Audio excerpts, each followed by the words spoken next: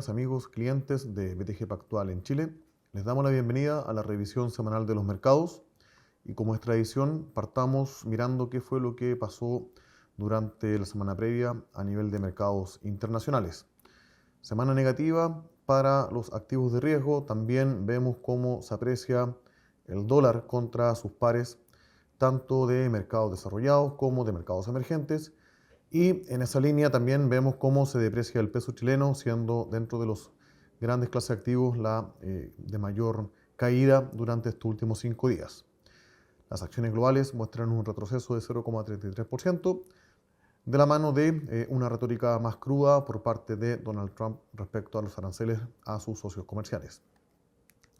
Si vemos el detalle, y todo esto medido en dólares, del rendimiento de las diferentes regiones, a nivel de acciones, vemos que Latinoamérica muestra una caída de 4,84%, cae Brasil, cae Chile, también Colombia, todo medido en dólares.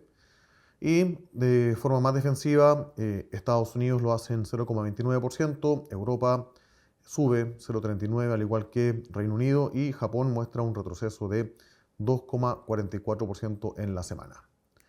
Respecto a los activos de deuda y crédito, vemos una caída en estos. Esto se explica principalmente por un alza en la tasa base, tanto en Estados Unidos como en el resto de los mercados desarrollados, destacando principalmente el Reino Unido, donde vuelve la volatilidad en los denominados gilts. Estos son los bonos del Tesoro del Reino Unido denominados en libras, y también una trayectoria alcista en las tasas largas en el caso de Japón. La categoría Investment Grade muestra un retroceso de 0,74%, siendo la más afectada durante la semana. Respecto a las monedas, ya comentamos que el dólar se aprecia contra los pares de mercados desarrollados, los que están marcados en azul más oscuro, y también contra los de mercados emergentes, marcados acá en celeste, siendo el peso chileno y el real los más afectados durante la semana. En el caso del peso chileno podríamos asociar, aunque no directamente, la imposición de estos aranceles eventuales de 50% a las importaciones de cobre, y en el caso de Brasil, este también se vería afectado por una imposición de aranceles de 50% a todos los bienes que exporte a Estados Unidos. Por último, respecto a los commodities, vemos un rebote en el precio del gas natural, también la plata con un desempeño positivo, y los principales commodities relacionados a agricultura mostrando una caída durante la semana. El cobre, al menos acá, la cotización que vemos en Londres, con una transacción a la baja durante los últimos 5 días. Respecto a las noticias de la semana, nuevamente el tema arancelario. Primero, Donald Trump amenaza con un arancel de 30% a los productos de la Unión Europea y también a México. Esto comenzaría desde el 1 de agosto y no se estarían haciendo excepciones especiales o particulares a algunas industrias claves en Europa, como sería el caso de los farmacéuticos y también la manufactura y exportación de automóviles, principalmente desde Alemania al resto del mundo. En este caso, vemos cómo eventualmente este socio comercial, el bloque de la Unión Europea, es relativamente el segundo o tercero de mayor tamaño respecto a la interacción comercial de bienes respecto a Estados Unidos. Y obviamente está el interés por parte de Estados Unidos de tener esta sobretasa en la medida que no consiga algunos tratamientos diferenciados para los productos que exporta Estados Unidos, principalmente servicios a la región. Vemos también que a pesar de esta vuelta de esta retórica de sobretasas en la parte arancelaria, las acciones en Estados Unidos están cerca de los máximos históricos, recuperan prácticamente toda la caída que se produjo durante abril, a pesar de que empiezan de forma incipiente a reflotar las amenazas de inflación. Vemos acá abajo a la derecha cómo tendríamos eventualmente la inflación del mes de junio, un rebote respecto a lo que se ha entregado desde el mes de enero a la fecha. En esta línea, si vemos el gráfico de la izquierda, vemos que los diferentes índices que siguen la inflación, ya sea del consumidor, las dos medidas típicas, el CPI y el PCI, como también los precios al productor en la línea gris, y por último los precios de importación, que sería la línea amarilla, están en un terreno contenido, pero esta última ha mostrado un rebote en las últimas dos lecturas, y eventualmente sería el primer foco de canal de transmisión de mayores presiones de costo a la industria en Estados Unidos. En esa línea podemos ver que el gráfico de la derecha, cuando contrastamos los precios del productor con las encuestas que responden los gerentes respecto a presiones de precios, tanto en el sector de servicios, la línea azul, como el sector de manufactura, la línea gris, están en un nivel relativamente elevado respecto al promedio de los últimos 2 años. Esto podría, como fue en el caso del 2021-2022, ser un indicador adelantado de presiones alcistas en los precios a las empresas que hasta ahora no está de forma evidente, según nos muestra el gráfico a la derecha, la línea celeste. Segunda noticia de la semana, Trump amenaza tanto a Brasil como a las importaciones de cobre con un 50% de arancel. Partamos con lo segundo. Acá vemos en el gráfico de la izquierda arriba las variaciones de stock de inventario por diferentes bolsas, principalmente Estados Unidos, el COMEX, la barra naranja.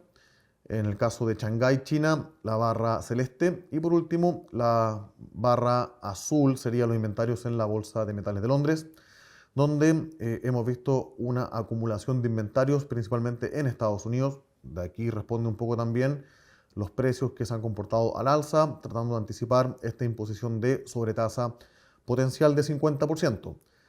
De hecho, cuando uno mira la comillas salud de los inventarios, esta es de relativa escasez. Eso responde a la desacumulación de inventarios que vemos en las barras negativas.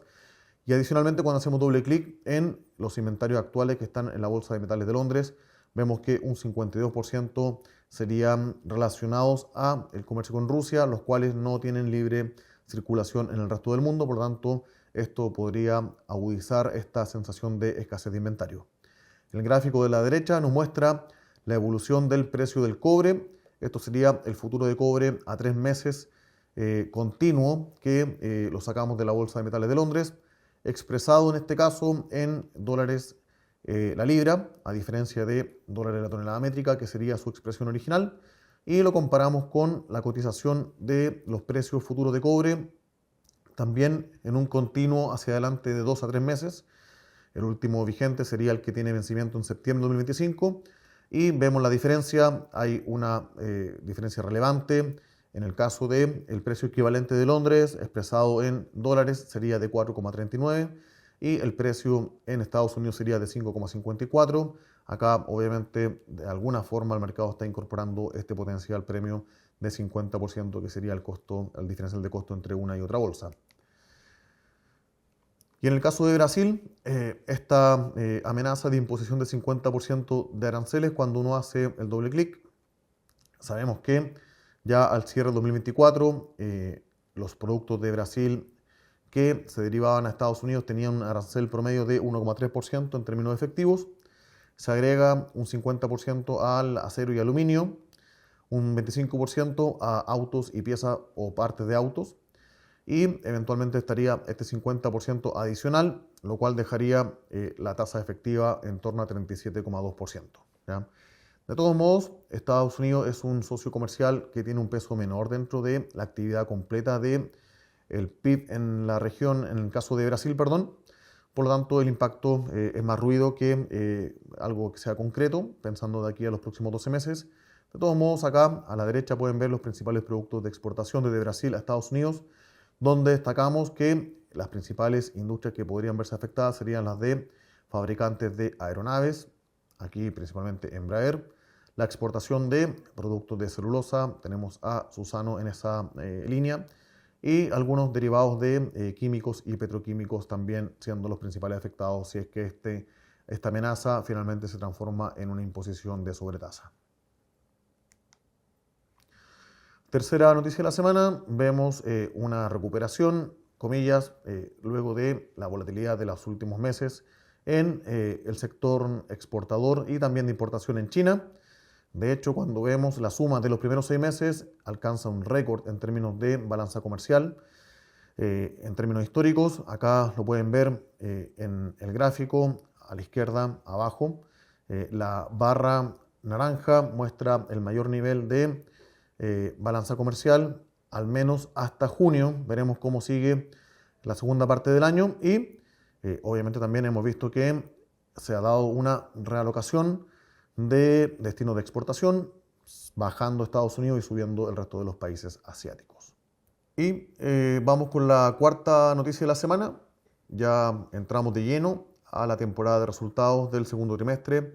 En este caso, en Estados Unidos, el consenso de mercado espera un crecimiento para las utilidades en este trimestre respecto al mismo del año previo de 4,4%. Cuando sacamos el sector financiero, este crecimiento sería de 5,2%. Sacando energía sería de 6,1%. Y sacando la combinación de el sector financiero y de energía sería de 7,4%. Las ventas, por su parte, tendrían un crecimiento de 4% y sacando estos dos sectores de 5,4%. Entre los sectores que destacan por el potencial de crecimiento está el de comunicaciones con casi un 30% en utilidad, seguido por el financiero, healthcare y real estate. El resto, prácticamente todos, debería mostrar una caída. Perdón, me salté el sector de tecnología, que también tiene un incremento potencial de 16,3% en las utilidades. Respecto a las empresas que reportan esta semana, vemos el cuadro de la derecha, la primera gran fila. Tendremos mañana los principales bancos, partiendo con JP Morgan, Wells Fargo, Citigroup, Bank of New York Mellon, también asset managers como BlackRock, State Street, y el resto de la semana también cargada a bancos, en este caso bancos de inversión como Morgan Stanley, Goldman Sachs y también bancos regionales como PNC, Bank of America, M&T también. Y el resto de la semana, el día jueves, empresas grandes por el lado más tecnológico o de comunicaciones, Netflix dentro de ellas, también Travelers, US Bancorp en la parte de banca regional. Y cerramos el día viernes con American Express, Charles Schwab, 3M, Schlumberger, entre otras empresas.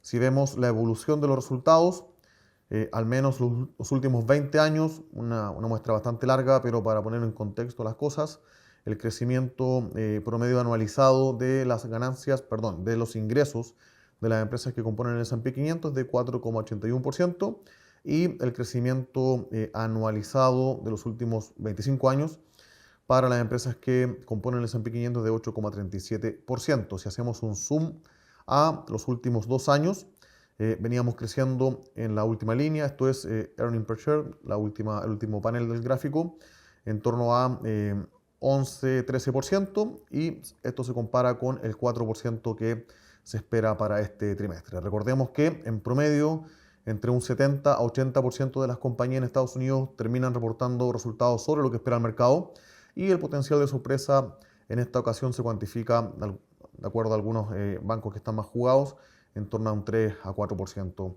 para el trimestre.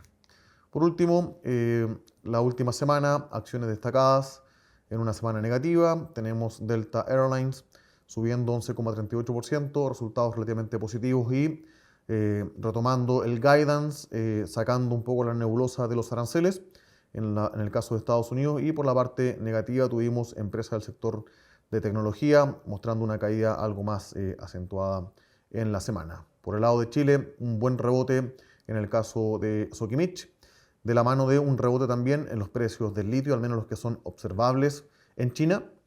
También algunas acciones relacionadas a centros comerciales.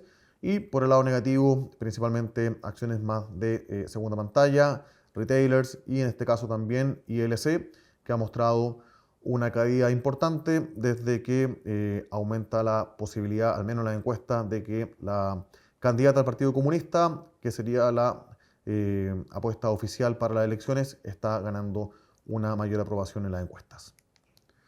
Para esta semana tendremos varios datos económicos, ya partimos mejor dicho con la balanza comercial en China, ya lo mostramos recién. También el sector de producción industrial en Japón, mostrando potencialmente un crecimiento en el mes de mayo. China con ventas de retail y producción industrial, mostrando también un crecimiento en torno a 5,2 y 5,6% respectivamente. Se espera que el PIB para el segundo trimestre muestre una primera lectura de crecimiento en torno a 5,1%. El resto de la semana tendremos mañana el dato de inflación en Estados Unidos con un rebote de 0,1 a 0,3% en el mes de junio. Y ya del miércoles hacia adelante, datos de precios al productor, producción industrial en Estados Unidos, ventas de retail y los datos del mercado laboral como es tradición. Eso es lo principal para esta semana. Como siempre, agradecemos que se conecten a nuestras actividades, revisen nuestros reportes y nos sigan en redes sociales. Muchas gracias.